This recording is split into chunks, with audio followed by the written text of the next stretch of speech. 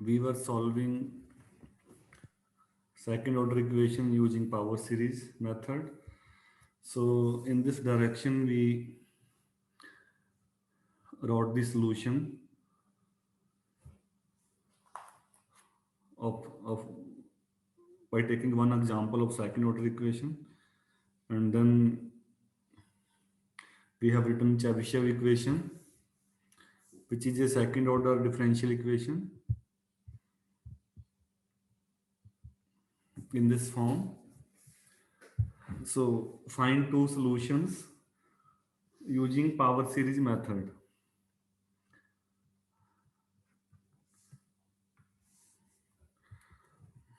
So we we assume the solution in powers of x.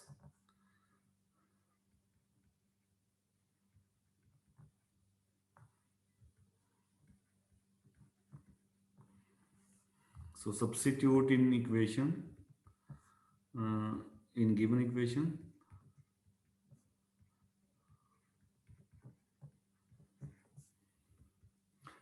Simplify it. So what will be second derivative? N2 to infinity n minus 1 an x n minus 2. Just differentiate the series term by term two times. Then second term is minus xy dash.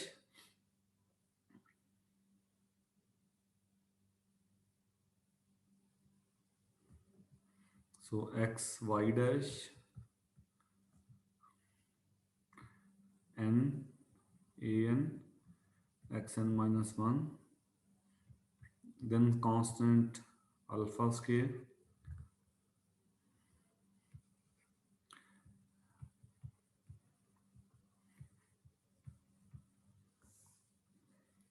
So simplify the terms.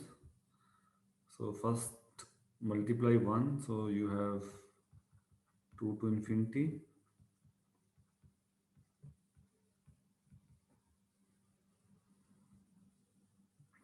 Then second term will give you x square.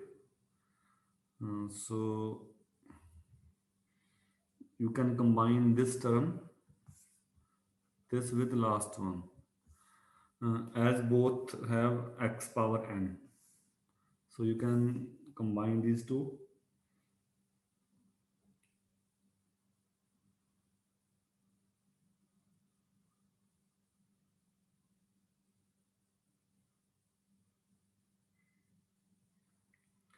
So that will give you alpha square minus n square. Okay, just first write it, then we will simplify. So this is first term, then second term, 2 to infinity, that is n minus 1 an x power n. Then next term n that is also x power n. Okay, so some cancellation will be there. Then alpha square. Sir second term में ना minus आएगा, आपने plus कर दिया. अच्छा,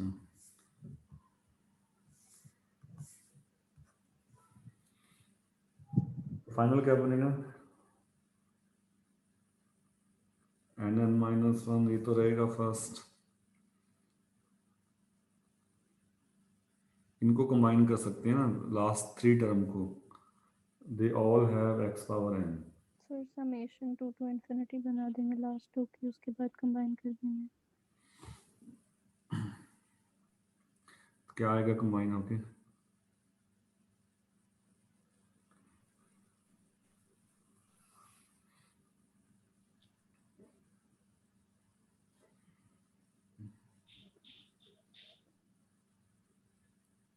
अगर आप इसको x पावर n बनाते हो तो यहाँ इनको x n minus 2 बना लो, आपकी मर्जी है.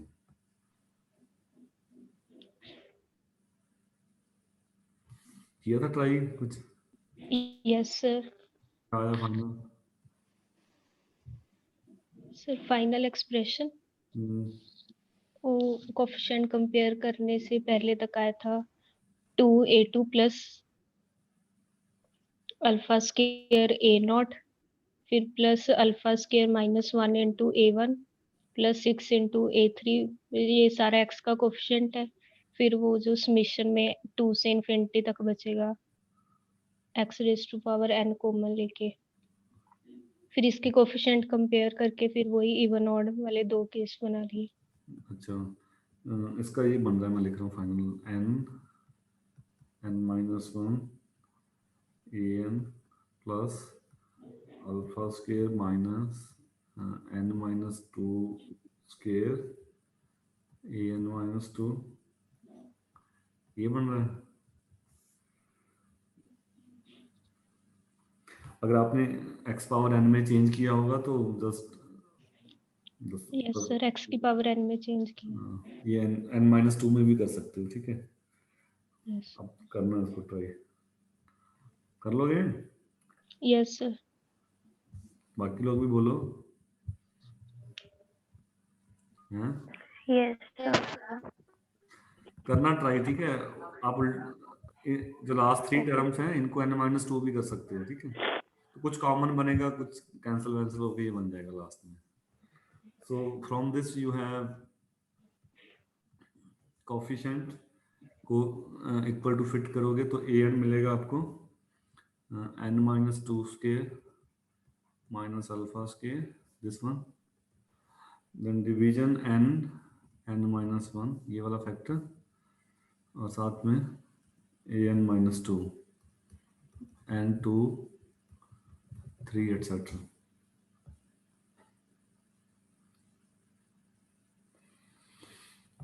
So we have n equal to, अब a0 a1 तो कोफिशिएंट रहेंगे वहां पे, n इक्वल टू 2 फिट करोगे a2, n इक्वल टू 2 तो minus alpha square divide by 1 2 आ जाएगा, यानी कि 2 factorial, then a3 so 1 square minus alpha square upon 3 2 आएगा 3 फैक्टोरियल a1, और next a4 will be 2 square minus alpha square divide by 4 3 आएगा, साथ में a2। अब a2 का वैल्यू सब्स्टिट्यूट करोगे, सो this will B minus alpha square 2 square minus alpha square divide by 4 factorial, combine हो जाएगा ना, 2 फैक्टोरियल 4 3, ये 0। बस एक और लिख लेते हैं, a5 3 square minus alpha square divide by 5 times 4 a2, so 3 square minus alpha square 1 square ये 3 आएगा। a3, ठीक है, divide by 5 factorial a1 etcetera.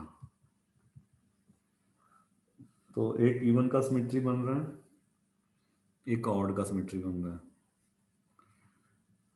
इसको देख के बता सकते हो जनरल क्या बनेगा?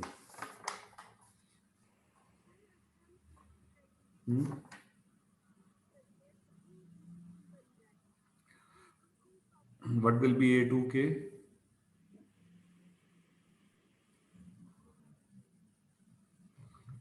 2k square minus alpha square, इसके सारे के साथ मल्टीप्लाई में 2k माइनस 2 का स्क्वायर माइनस अल्फा स्क्वायर, ऐसे ही मल्टीप्लाई होते जाएंगे माइनस अल्फा स्क्वायर तक। ठीक है शाबाश। सो अगर इवन लिखना चाहो आप तो therefore a2k will be minus alpha square 2 square minus alpha square 4 square and मतलब 4 में 2 है ना, तो 2k वाली टर्म में क्या होगा, 2k माइनस 2, 2 कम है ना, अल्फा स्क्वायर, और डिवीजन क्या आएगा 2k फैक्टोरियल है ना, 2k factorial a0, so k is 1 2 3 etc. Odd का क्या सिमेट्री बन रहा है, You can write a 2k plus 1 or 2k minus 1. It's your choice. 2k plus 1 का स्क्वायर माइनस अल्फा स्क्वायर. हाँ, so 3 square minus alpha square 1 3 5, तो ये 2k minus 1 बनेगा ना. इनको देख के सिमेट्री बनानी है आपने. 5 है तो 3 तक गया ना. 2k plus 1 है तो 2k minus 1 तक जाएगा ये. Minus alpha square 2k plus 1 factorial and k equal to 1 2 3 etc. तो फाइनली उसने पूछा था कि 2 सॉल्यूशन निकालो. आप सीधा भी लिख सकते हो. सो व्हाट यू हैव, जो सीरीज सॉल्यूशन था, अगर आपने ये सिमेट्री नहीं बनानी कोई बात नहीं, that is a0 plus a1x plus a2x square and so on. तो एक इवन का सम बनेगा, उसको आप लिखोगे अल्फा स्क्वायर बाई 2, ठीक है, minus alpha square 2 square minus alpha square divide by 4 factorial x power 4 and so on. Even वाला, इनमें a0 कॉमन आएगा और जो ऑड वाली टर्म है उसमें फर्स्ट टर्म x होगा a1x, then 1 square minus alpha square 3 factorial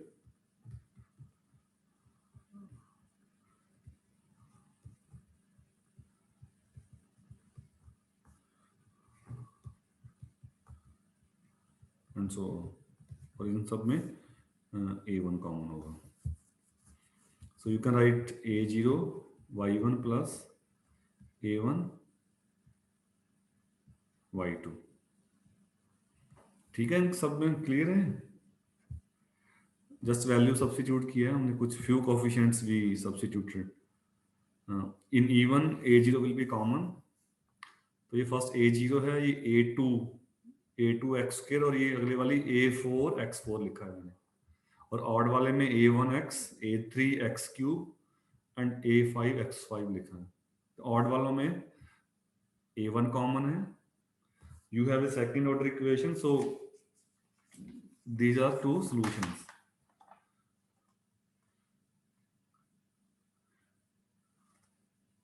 Can you check that they are linearly independent?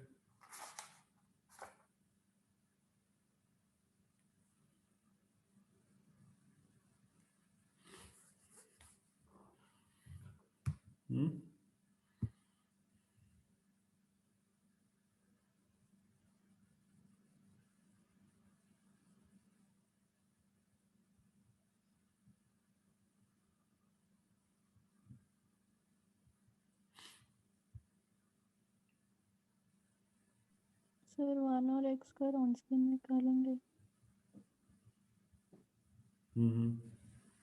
तो नॉन जीरो आएगा. Yes sir. सेकंड पार्ट क्या पूछा था इसका? So they are polynomial solution. You can check that they are, so y1 and y2 are 2 linearly independent solution of given Chebyshev equation. So what will happen if alpha is 0?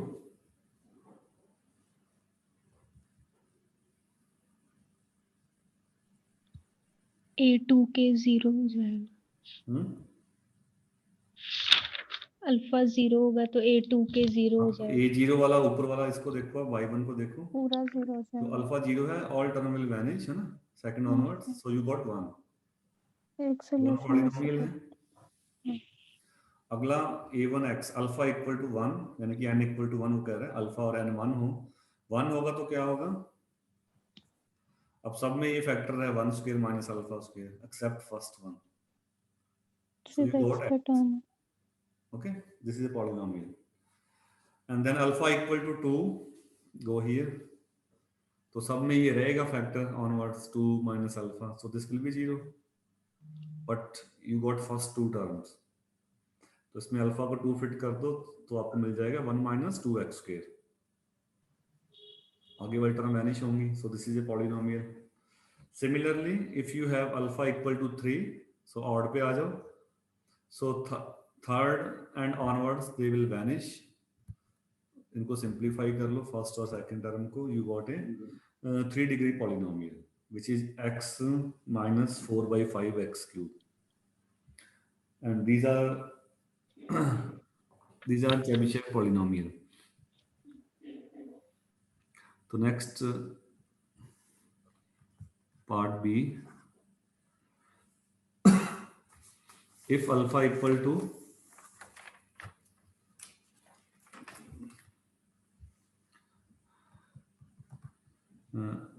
if alpha is a non-negative integer,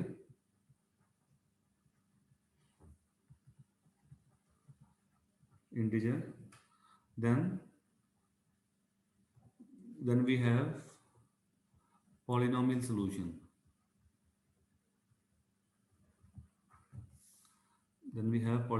solution. These polynomials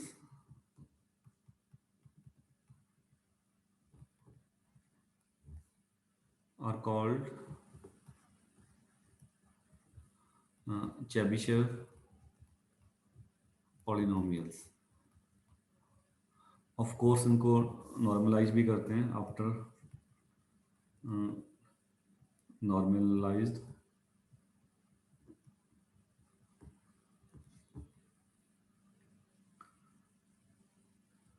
So I can write few polynomials. So if alpha equal to 0, so alpha 0 1 2 3 के लिए लिख लेते हैं 3 4। तो अब alpha 0 है तो p0x that is 1, when alpha equal to 1, और से जो आपको फर्स्ट मिलेगा that is x, alpha equal to 2 that is 1 minus 2x square, alpha equal to 3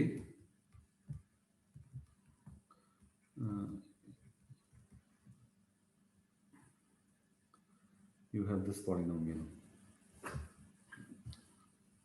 When alpha equal to 3, so just go to odd term, ठीक है, इससे मिलेगा तो फर्स्ट 2 बच जाएगा, इनको सिंप्लीफाई करो, अल्फा को 3 फिट कर दो इसमें।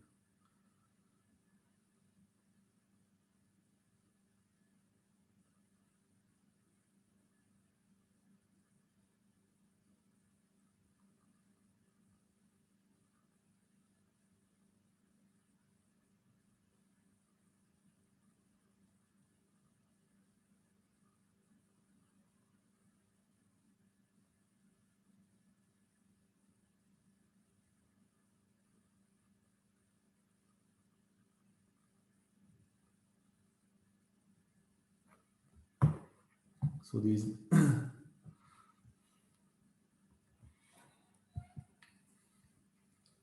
अच्छा, आपने कभी पढ़ा है ग्रेजुएशन वगैरह में चेबिशेव पॉलिनोमियल है? No sir. अच्छा, तो एक दूसरा वे भी है इस इक्वेशन को देखने का, Chebyshev equation.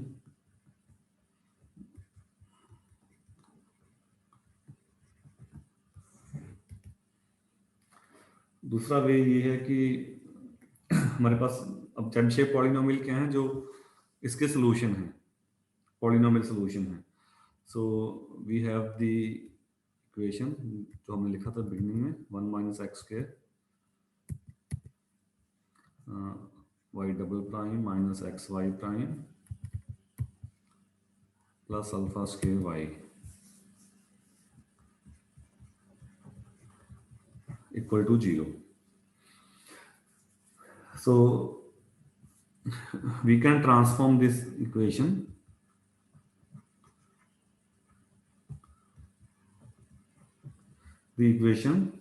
into a simpler form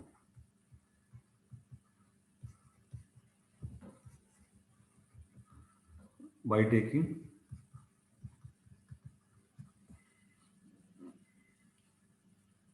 उससे क्या होगा, अब ये तो हमने पॉलिनोमियल बना दिए, बट उससे थोड़ा सा एक आसान हो जाएगा करना इसको फर्दर एनालाइज। तो फिट आपने क्या करना है, x equal to cos t।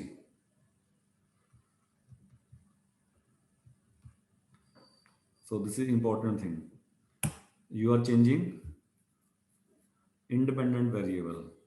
Usually आप डिपेंडेंट को चेंज करते हो ना, यहाँ पे आपने इंडिपेंडेंट वेरिएबल को चेंज करना है। तो क्या आएगा,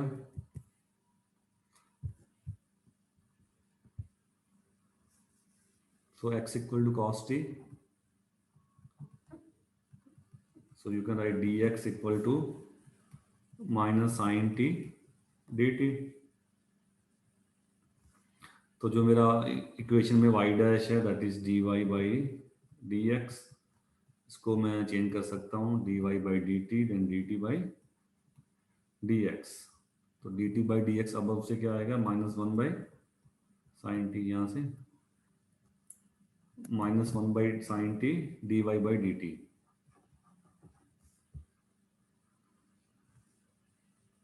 ठीक है जी। y डबल प्राइम क्या होगा, that is d2y by dx के। अब आपने एक बार कर चुके हैं डेरिवेटिव, उसी से करोगे dy बाई dx से। कैसे करेंगे डेरिवेटिव, t के सेंस में करना है, d by dt dt by dx dy by dx।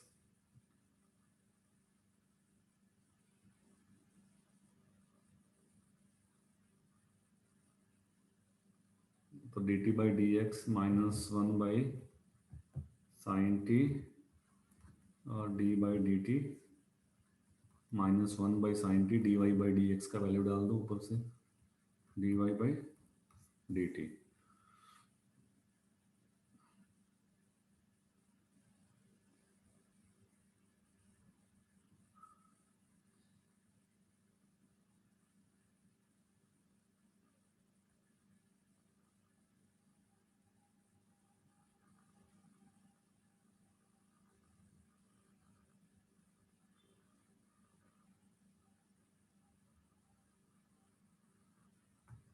ठीक है, अब डेरिवेटिव कर लेना इसको सिंप्लीफाई थोड़ा,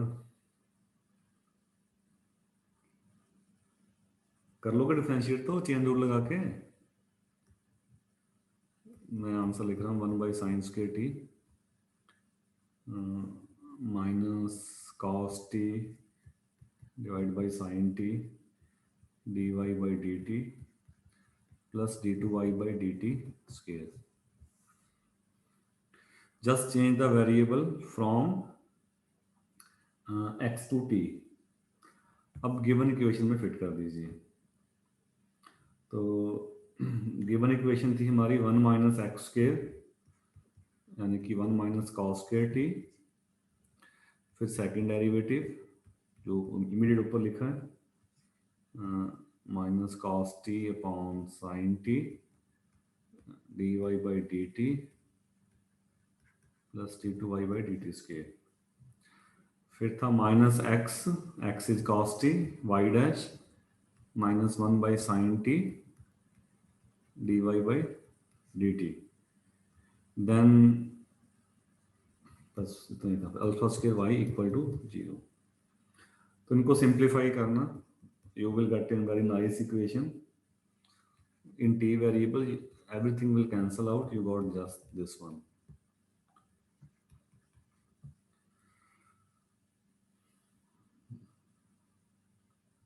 So if you take t equal to cos x, you got simple equation। अब इसका सॉल्यूशन पता है हमें क्या होगा,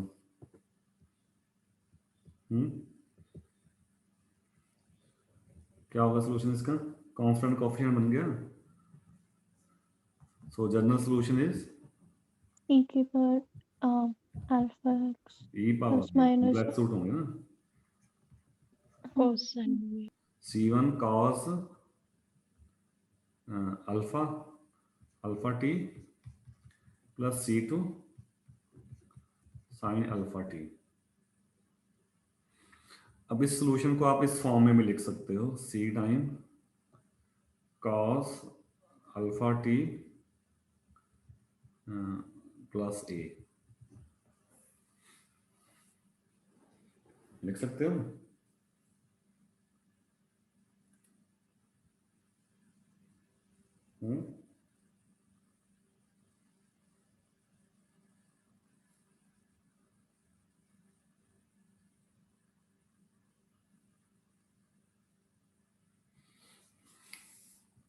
चलो नहीं लिखना तो कोई बात नहीं, लिख सकते हैं हम कांस्टेंट को पिक करके। तो finally you got c1 cos what is alpha, alpha तो अल्फा ये t is cos inverse x plus c2 sin alpha cos inverse x।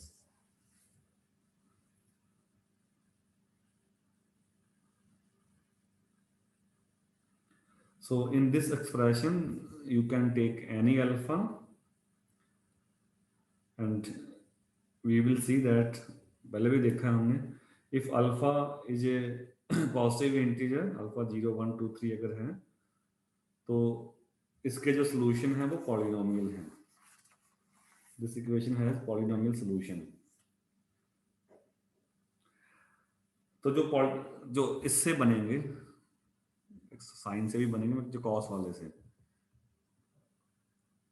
जो इससे पॉलिनोमियल बनेंगे उनको हम बोलते हैं Chebyshev polynomial of first kind, और जो इससे बनेंगे उनको बोलते हैं Chebyshev polynomial of second kind. तो इनका जो अब देखेंगे कि बनेंगे भी कैसे बनेंगे वो। So in this equation, so in this expression जो लास्ट में लिखा है मैंने,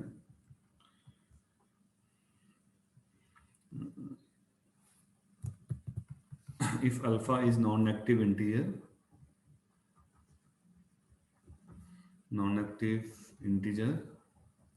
then we have polynomial solution, then we get polynomial solution, and these polynomial are called,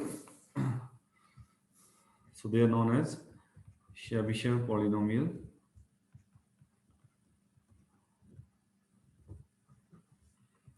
of first kind. Of course we also have second kind, we will discuss it in tutorial। तो जो first kind के polynomial हैं इनका notation जो first term से आ रहा है, first term constant के बिना क्या है, cos alpha cos inverse x, यही है फर्स्ट टर्म। Yes sir. तो n की वैल्यू डालते जाओ 0 1 2 3, फॉर n इक्वल टू 0 1 2 3। अब इससे पहले भी हमने सॉल्यूशन तो लिखा, सॉल्यूशन तो यूनिक है, सॉल्यूशन तो वही है, बट इसमें थोड़ा सा आपको डिस्कस करना थोड़ा आसान हो जाएगा रादर देन सीरीज। ठीक है, हमें कॉम्पैक्ट कि cos इनवर्स बन गया ना, वहां से डायरेक्टली दिख नहीं रहा वैसे, बट cos इनवर्स बन गया, cos इनवर्स आएगा वहां से, उसका expansion. Usually we are not familiar with inverse trigonometric function, है ना। साइन कॉस का तो हमें दिख जाता है immediately exponential law, but usually ये जरूरी नहीं कि ये दिखे हमारे को। तो इसमें 0 1 2 3 फिट करते जाओ, तो t0x क्या बनेगा, cos 0 आ गया, 1 आ गया, अल्फा अल्फा यानी कि अल्फा इक्वल टू n 0 1 2 3, और अल्फा इक्वल टू 1 के लिए क्या आएगा, cos इनवर्स x ये लिखा था हमने पहले भी।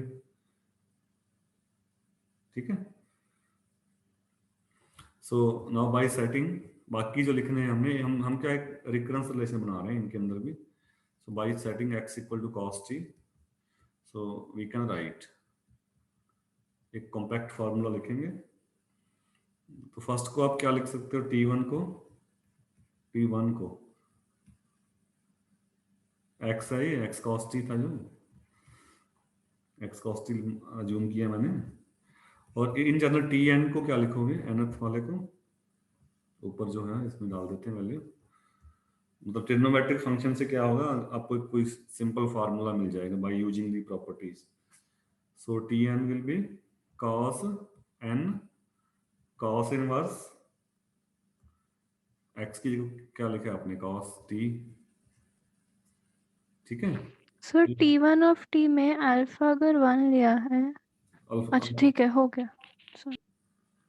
क्या alpha equal to n, sir हो गया सर। हाँ तो ये cos nt बन जाएगा, cos इनवर्स cos, ये t बन गया cos nt t nt, तीन लिख रहा हूं मैं, टी एन रिलेशन क्या बनेगा, n n रिलेटेड होगा एक पहला और एक उससे अगला, तो टी एन माइनस वन क्या आएगा यहां से, इसमें ही n माइनस वन कर दो, cos अंदर क्या आ जाएगा n minus one, cos inverse cos t same ही आ जाना है, cos n की जगह n माइनस वन आ जाना, ऊपर वाले को देख के लिख दो, और जो टी एन प्लस वन आएगा that will be cos n plus one t। तो अब इनमें तीनों में रिलेशन बनाना है आपने, cos बन सकता है cos nt n minus one और cos n प्लस वन, तीनों में। तो इन तीनों में रिलेशन बनेगा, इसका मीनिंग क्या होगा, t n plus one, t n और टी एन माइनस वन में एक रिलेशन मिल जाएगा आपको।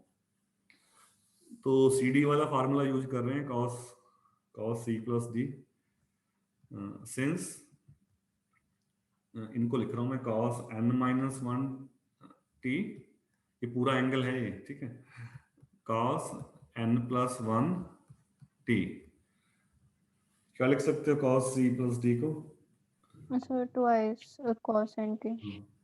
2 cos c plus D by two multiply by cos c minus D by two, होता है ना फार्मूला ये, तो क्या आएगा उससे, 2 cos nt n minus one t, ये को ऐड करोगे plus n 1 plus one T divide by two, 2। ठीक है, ये पूरा एंगल है, और मल्टीप्लाई किसके साथ होगा, cos c minus D n minus one minus n plus minus 1। n plus one divide by two. ये एंगल को सिंप्लीफाई सा कर लेना, ये जस्ट पहला बचेगा cos nt और दूसरा बच जाएगा cos t, ठीक है। तो क्या फार्मूला बना फिर, अब cos nt खुद ही आ गया है यहाँ पे, ये cos n minus one t क्या है, t n minus one, cos n plus one t क्या है, टी एन प्लस वन, और इक्वल टू 2 cos nt क्या है, पीछे लिखा था ना हमने, ये लिखे ना cos nt क्या है, टी एन एन, और cos t क्या है, T1 t1 कह लो या इसको x कह लो, है ना,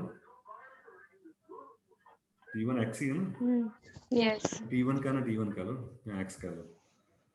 so finally we have, सर नेगेटिव साइन नहीं आएगा एक्टिव कहाँ से आएगा, सर, वहाँ जो n माइनस टी था, माइनस टी माइनस 2t हुआ ना, cos ऑफ माइनस टी अच्छा cos टी हो माइनस जाएगा टी, ना, cos of minus theta cos theta होता है। कहाँ माइनस आना आएगा, cos of minus theta cos theta होता है ना cos माइनस थीटा कहाँ से आ गई, सर, आगे जो वहां पर cos t लिखा है ना, वहां पर cos माइनस टी आएगा, तो फिर वो आगे सर सॉल्व C हो जाएगा प्लस डी cos वाले t। फॉर्मूला cos में जो minus theta second cos term theta थी, C प्लस डी वाले फॉर्मूला में सर, नेक्स्ट हाँ लास्ट यहाँ जॉब पर है सर, ऊपर जो कैलकुलेशन करिए cos of n minus one cos उसमें माइनस नेगेटिव n आएगा ना, प्लस वन। इसमें नेगेटिव आएगा तो वो प्लस कर देगा, नहीं एंटी, इसमें माइनस आएगा, ये cos minus two t by two आ जाएगा ना, इसमें तो आएगा ना, ये एन एन कैंसिल हो गया, anti anti minus T minus two t by to, यही तो आएगा, नहीं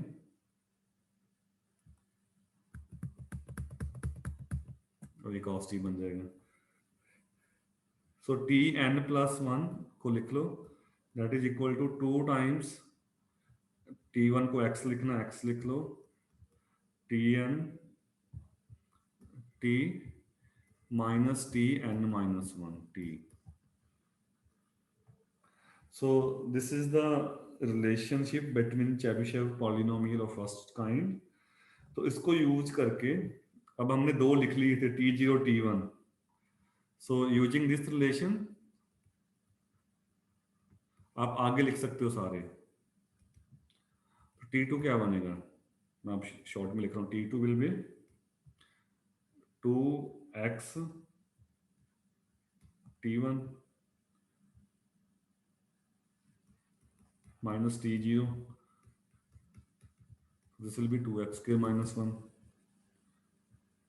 and so on. So what will be t3? t3 will be 2x t2x minus x में भी लिख सकते हो, t में लिखना हो.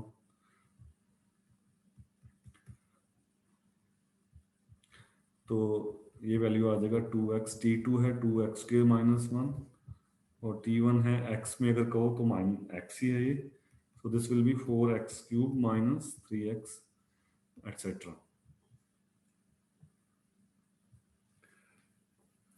So using this relation, उससे भी बन जाता है वैसे, पहले वाले थोड़ा डिफिकल्ट वे में बनेगा. So using this relation, एक बार ये बताना 2x वाली लाइन कैसे आई, tn plus 1t is equals to 2x tnt. ये वाले t1 था ना, cos t x है ना ये. अच्छा, इसको पुट किया है. t1 लिखो या x लिखो एक ही बात है. t1 is x. Okay sir. अगर t1 नहीं लिखना तो कोई बात नहीं, इसको यहीं x डाल दो, उसकी वैल्यू cos t की value x. So these are the Chebyshev polynomial and this is the recurrence relation. और ये रिलेशन इंपॉर्टेंट होते हैं. अब सारे हम थोड़ी याद रखेंगे ना, तो दो आपको पता ही है पहले कौन से हैं, 1 और x. उन दोनों को यूज करके आप आगे लिख सकते हो if you need to write the Chebyshev polynomial of first kind. और एक इसमें रिमार्क है, सो आप वेरीफाई भी कर सकते हो. These polynomials are orthogonal.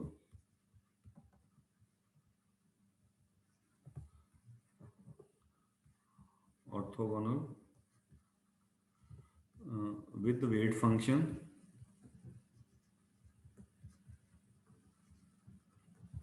(1 by √1 minus x square)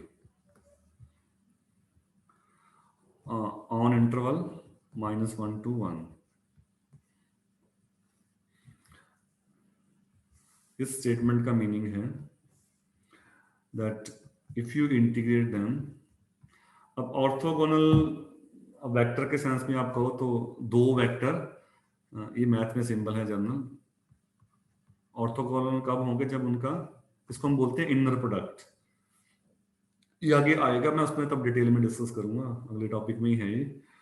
inner product हम बोलते हैं, जैसे आप सिंपल आप वेक्टर u और v कहते हो, ऑर्थोगोनल होते हैं तो उनका डॉट प्रोडक्ट 0 होता है. तो ये जो डॉट प्रोडक्ट का जनरलाइजेशन है, करली ब्रैकेट में लिखते हैं.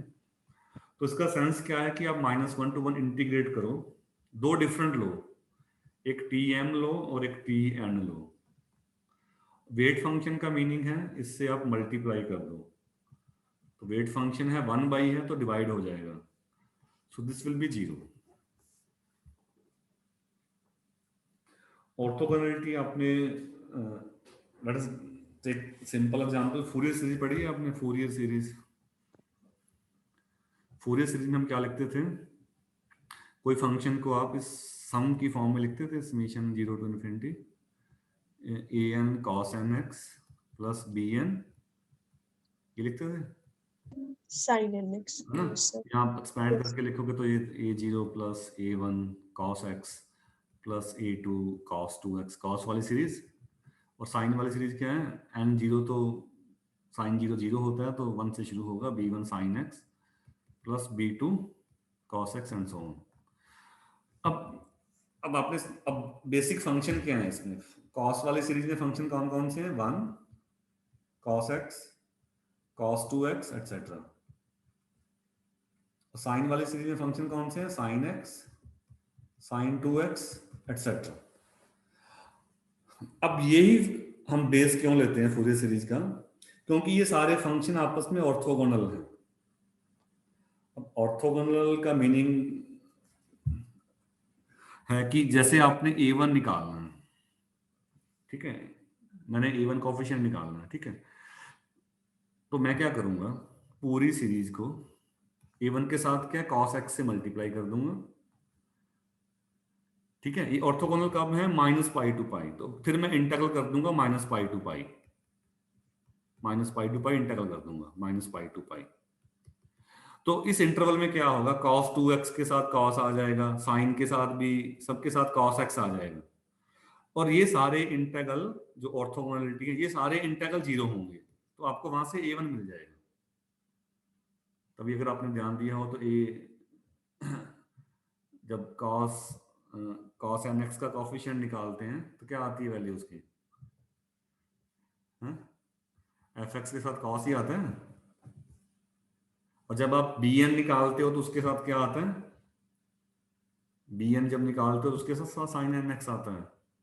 तो जब आपने bn निकालने हैं तो दोनों साइड में sin nx से मल्टीप्लाई करो, इंटीग्रेट कर दो, और ये integral -π to π cos times sin, अगर वो डिफरेंट है तो वो 0 होता है। यही ऑर्थोगोनलिटी है, यही कि आप दो फंक्शन लो, डिफरेंट लो।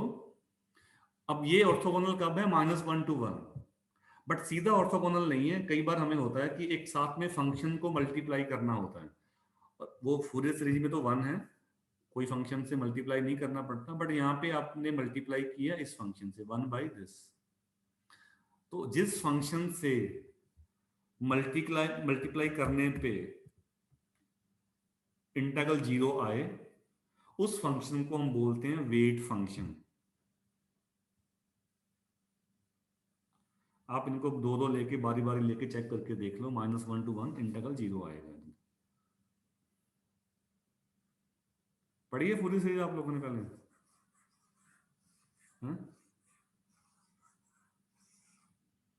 हाँ जी बोलो। यस सर पढ़िए ऑर्थोगोनलिटी पढ़ी है इनकी बेसिस की, सर। ओड इवन के केसेस में पढ़े हैं, मतलब a0 a1 की वैल्यूज निकालते हैं, वो कुछ पढ़ा है। हाँ, तो जब आपने an की वैल्यू निकालनी है, an के साथ क्या है, cos nx, दोनों साइड में cos nx से मल्टीप्लाई कर दो, इंटीग्रल कर दो, तो जो इंटीग्रल आता है आपका, टर्म तो ये थी ना -π to π में करो, sin nx है दूसरी टर्म, उसके साथ cos करोगे तो वो इंटीग्रल 0 आ जाता है, तो आपको साइन पहला कोफिशिएंट मिल जाएगा। ये चीज है आपके पास, fx equal to summation n0 to infinity an cos nx plus summation n0 to infinity bn sin nx। an निकालने हैं आपने, तो जो an के साथ है दोनों साइड मल्टीप्लाई पर करो, इंटीग्रल कर दो, ये वैनिश हो जाएगा, ये आपको ans मिल जाएंगे, और cos का cos के साथ इंटीग्रल, वो आपको कुछ वैल्यू 1/2π कुछ आता है, वो मिल जाएगा आपको। और जब bn का कोफिशिएंट निकालना है, दोनों साइड sin nx से मल्टीप्लाई करके इंटीग्रल कर दो। तभी आपने अगर ध्यान से देखा हो, जब an की वैल्यू है fx के साथ cos आता है, जब bn की वैल्यू है तो fx के साथ sin आता है, और sin और cos आपस में ऑर्थोगोनल हैं। आप चेक कर सकते हो, -π to π, -π to π cos mx cos nx when m not equal to n, integral will be 0। Similarly, -π to π sin mx sin nx, different लेने हैं साइन, तो भी 0 आएगा। और थर्ड मिक्स ले लो, -π to π sin mx cos nx, तो भी इंटीग्रल 0 आएगा, -π to π। तो ऑर्थोगोनलिटी इंटीग्रल की सेंस में डिफाइन है। हम इसका डिटेल डिस्कस करेंगे, अगला हमारा टॉपिक है बाउंड्री वैल्यू प्रॉब्लम, उसमें ये फूरियर सीरीज आएगा, फिर हम करूंगा डिस्कस सारा ये, ठीक है, दोबारा से। तो अभी आप ये मानो कि ये ऑर्थोगोनल है, इसका मीनिंग है इनका इंटीग्रल -1 to 1 में 0 आएगा। ठीक है, तो मेन मेरे को इंट्रोड्यूस करना था recurrence relation. So by using this relation you can find you know first two polynomial and then you can find other polynomials.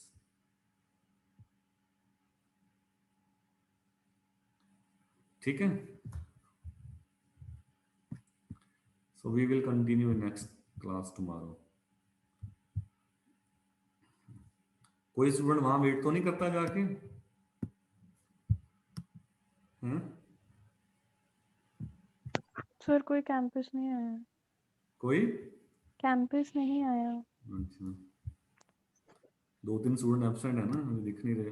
तुम लोग 18 हो आप, यूजुअली 21 22 होते हो तुम.